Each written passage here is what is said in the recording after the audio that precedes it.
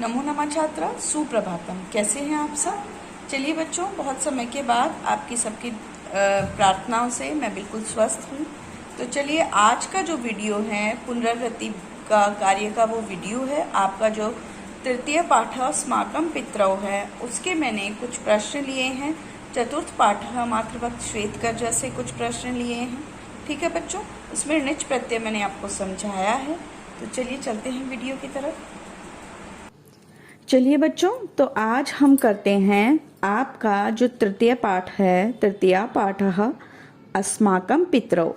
वो पूरा पाठ आपका निच प्रत्यय पर आधारित है ना। निच प्रत्यय का प्रयोग उसमें हुआ है और उस पाठ के माध्यम से आपको निच प्रत्यय समझाया भी गया है ना। चलिए, अब वैसे तो मैंने आपको पहले निच प्रत्यय का एक वीडियो बनाया है, वो मैं डिस्क्रिप्शन बॉक्स में उसका लिंक शेयर कर दूंगी। और फिर से मैं आज आपको समझा रही हूँ निच प्रत्यय। निच प्रत्यय यानी प्रेरणार्थक क्रिया। प्रेरणार्थक क्रिया क्या है? कि जिसमें व्यक्ति स्वयं कार्य ना करके दूसरे को प्रेरणा देता है, अर्थात दूसरे को बताता है कि आपको ये करना है, या दूसरे के द्वारा की गई क्रिया। ठीक है, स्वयं ना करके दूसरे के द्वारा कराई जाए वो क्रिया। ठीक है, वो क्या होती है? प्रेरणार्थक क्रिया। ठीक है, जैसे माता पिता आपका पालन पोषण करते हैं, है ना। और जैसे चिड़िया के बच्चों को भोजन कराया गया, तो किसके द्वारा कराया गया? चिड़िया के द्वारा कराया गया, तो ये प्रेरणार्थक क्रिया होगी। ठीक है बच्चों, प्रेरणार्थक क्रिया के अंत में आया शेष रहता है। जैसे हम कत्वा प्रत्यय देखें तो शेष रहता है स्मित्वा। तुम उनमें कौन सा शब्द शेष रहता है? तुम शेष रहता है। उसी प्रकार से निच प्रत्यय में आय शेष रहता है। ठीक है, जैसे आप प्रत्यय करते हैं, किसी भी प्रत्यय, सभी जो प्रत्यय होते हैं धातु के साथ मिलकर जो शब्द बनता है वो क्या होते हैं? वो प्रत्यय अविकारी शब्द होते हैं। ठीक है, अविकारी शब्द। उपसर्ग जो धातु के शुरू में लगते हैं और प्रत्यय जो धातु के अंत में लगकर उनका अर्थ परिवर्तन कर देते हैं। ये सब हमने हिंदी में पढ़ा हुआ है ना। तो अब प्रत्यय जो है वो अविकारी शब्द हैं, अविकारी शब्द। लेकिन ये निच प्रत्यय ऐसा है जो कि जिनके शब्द रूप चलते हैं।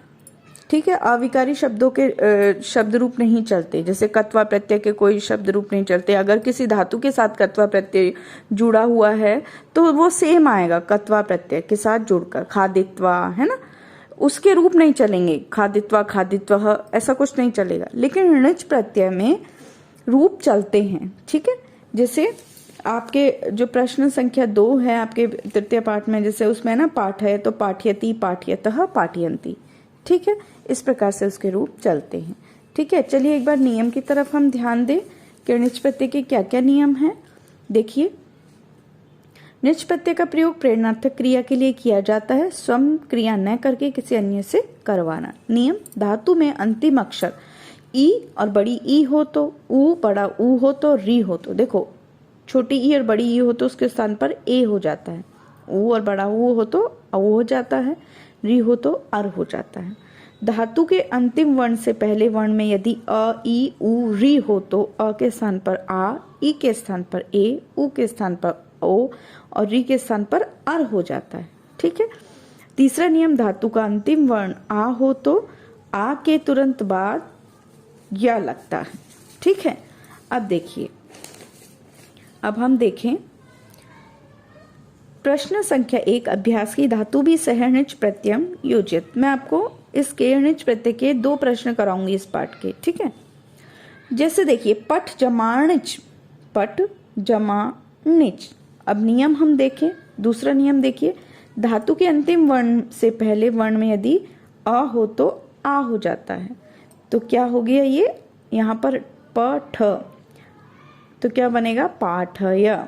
क्या बनेगा? पाठय। अब देखिए, खेल, खेल शब्द क्या है? खेल का अर्थ होता है, खेल जो धातु रूप चलते हैं, जैसे क्रीड से चलते हैं, क्रीडति, क्रीडतः, क्रीडन्ति, है ना।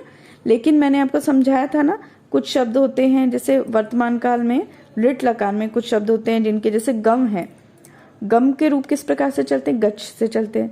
सेठ और अनिट वाली धातु में समझाई थी ना, तो ये अनिट धातु जो होती हैं उनके रूप अलग चलते हैं और वर्तमान काल भविष्य काल जो कि लिट लकार है हमारा उसमें अलग चलते हैं। तो जैसे खेल, इसका क्रीड बनना चाहिए, क्रीड जमानिच, तो क्या बनता क्रीडाए, ठीक है, ई शेष रहता है इसलिए क्रीडाए, लेकिन ये खेल है तो क्या बनेगा खेलया।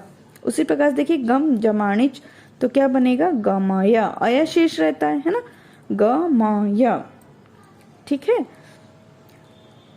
और देखिए पा धातु जमानिच प्रत्यय, तो इसमें पापय बनना चाहिए, लेकिन कुछ धातु मैंने बताया था ना सेठ और अनिट धातुओं में यही फर्क होता है, इसलिए यहाँ पर बनेगा पायया, ठीक है। उसी प्रकार ध्री धातु के साथ णिच प्रत्यय। तो अब हम देखेंगे अंतिम जो हमारा दूसरा नियम है इसका, धातु के अंतिम वर्ण से पहले वर्ण में यदि री हो तो क्या हो जाता है अर। अंतिम वर्ण से पहले वर्ण में यदि री, तो ध में री आ रही है ना, अगर हम ध्री को अलग करेंगे तो ध आधा हो जाएगा और री अलग निकलेगी, है ना।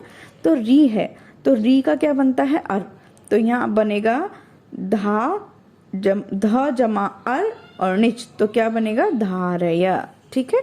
इस प्रकार से बनेगा। स्था जमानिच आ है तो यह हो जाता है तो स्थापया, वद जमानिच वादया, हस जमानिच हासय, वृद्ध, यहाँ पर भी वृद्ध, तो क्या बनेगा, इसमें री बाद में नहीं है स्टार्टिंग में है, तो वर्धया, शिक्ष जमानिच शिक्षय, ठीक है बच्चों, इस प्रकार से आएगा।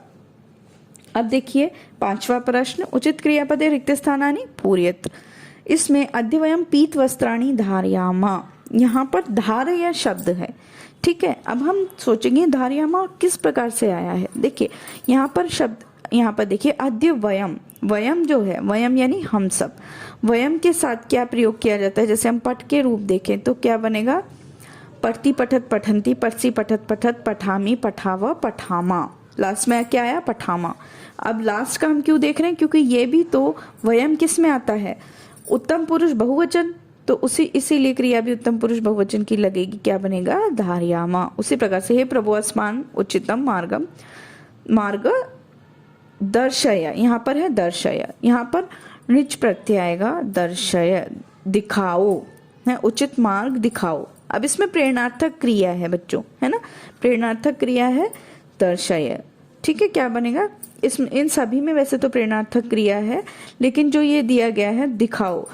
अब इसमें हम प्रभु से जो कामना करें, आसमान जो हम देखते हैं आसमान शब्द के रूप, उसमें आसमान, उसके स्थान पर जब हम देखें तो क्या बनेगा दर्शय, उसके हिसाब से हम चलाएंगे धातु रूप तो दर्शय बनेगा। भूमि ही सर्वान, भूमि सबको धारण करती है तो धार्यति, ठीक है, धार्यति, भूमि सर्वान धार्यति। अब भूमि क्या है, एक वचन है ना, तो इसीलिए धार्यति पठती, ठीक है। चटका स्वशिशुम अन्नम, चिड़िया अपने बच्चे को अन्न खिलाती है, सब में प्रेरणार्थक क्रिया है, क्योंकि ये कार्य हम नहीं कर रहे हैं, हम दूसरे को कह रहे हैं, दूसरे की बातें सुन रहे हैं कि वो करती है ऐसा। स्वशिशुम अन्नम खाद्यति, क्या बनेगा खाद्यति, क्योंकि चटका एक वचन है तो क्रिया एक वचन की ही आएगी, पठती तो खाद्यति, ठीक है। पितरौ स्वम स्व बालान शिक्षय, यहाँ पर शिक्षा है तो क्या आ जाएगा शिक्षयतः, शिक्षयत, पितरो स्व बालान शिक्षयत, ठीक है। अब देखिए पितरौ, यहाँ पर पितरौ है माता पिता, द्विवचन हुए, ठीक है, द्विवचन हुए तो क्या बनेगा पठती पठत आएगा ना, पठतः, तो उसी प्रकार से क्रिया आएगी शिक्षतः, क्योंकि पितरौ का अर्थ होता है माता पिता, द्विवचन है ना, दो लोग हैं इसलिए, ठीक है बच्चों। ये आ गया आपको समझ में। निच प्रत्यय का मैंने जो भी आपकी एक्सरसाइज है वो समझा दी है, और इसमें जो धातु रूप है वो मैं आपको पहले करवा ही चुकी हूँ। चतुर्थ पाठ मातृभक्त श्वेत गजय का एक प्रश्न देखते हैं बच्चों हम। प्रश्न संख्या 7, उचित विभक्ति पदय रिक्त स्थानानि पूरयत, उचित विभक्ति पद से रिक्त स्थानों की पूर्ति कीजिए, ठीक है। अब देखिए इसमें अहम यानी मैं, पुस्तकानि नयामि, मैं पुस्तकानि लाता हूँ, किससे, भ्रातृ यानी होता है भाई। अब भ्रातृ में चतुर्थी विभक्ति लगेगी तो क्या बनेगा भ्रातृ, क्योंकि नया, नया जो धातु ले आना किस में न नी धातु में हमेशा चतुर्थी विभक्ति का प्रयोग किया जाता है, इसलिए यहाँ पर भ्रातृ आएगा। ठीक है, अर्थात यहाँ पर ये भी तो आ सकता था, तृतीया भी आ सकती थी, पंचमी भी आ सकती भाई से, लेकिन यहाँ पर चतुर्थी विभक्ति का प्रयोग होगा। दिग्देशस्य शत्रु। अब देखिए शत्रु यहाँ पर दिया गया है, तो दिक् के योग में हमेशा द्वितीय विभक्ति का प्रयोग किया जाता है ना, दिक् योगे द्वितीया, तो द्वितीय विभक्ति का प्रयोग किया जाएगा। तो शत्रु एक नहीं है, बहुत सारे हैं, बहुवचन है, तो बहुवचन की क्रिया क्या बनेगी, द्वितीय का बहुवचन बनेगा शत्रुन। क्या बनेगा, शत्रुन। ठीक है, शत्रु छोटे उकारांत रूप चलेंगे। ठीक है, इसके उकारांत गुरु के समान, गुरु गुरु गुरह गुरु गुरुम गुरु गुरून। ठीक है, उसी प्रकार शत्रुन बनेगा। ठीक है, सह अनंतरम आगमिष्यति, वह उसके बाद आएगा। किसके बाद, दिवस यानी दिन, दिन के बाद आएगा। तो यहाँ पर देखो दो चीज हैं, आपको दो चीजें दिखाई दे रही। अनंतरम के योग में वैसे ही पंचमी विभक्ति का प्रयोग किया जाता है ना, और यहाँ पर दिन के बाद आएगा, तो बाद के योग में वैसे भी पंचमी का प्रयोग किया जाता है, और पूरी चीज खत्म होने के पश्चात वैसे भी आना, तो यहाँ पर कौन सी विभक्ति का प्रयोग होगा, पंचमी विभक्ति। क्या बनेगा, दिवस का दिवसात। रामात बनता है ना, एक वचन है, इसलिए एक वचन की क्रिया आएगी, रामात के समान दिवसात। ठीक है, विना पुत्रः क्रंदति, किसके बिना, मातृ। यहाँ पर मातृ शब्द है, माता के बिना पुत्र रोता है। अब यहाँ पर मातृ शब्द जो आया है, अब इसकी कौन सी विभक्ति लगेगी, द्वितीय।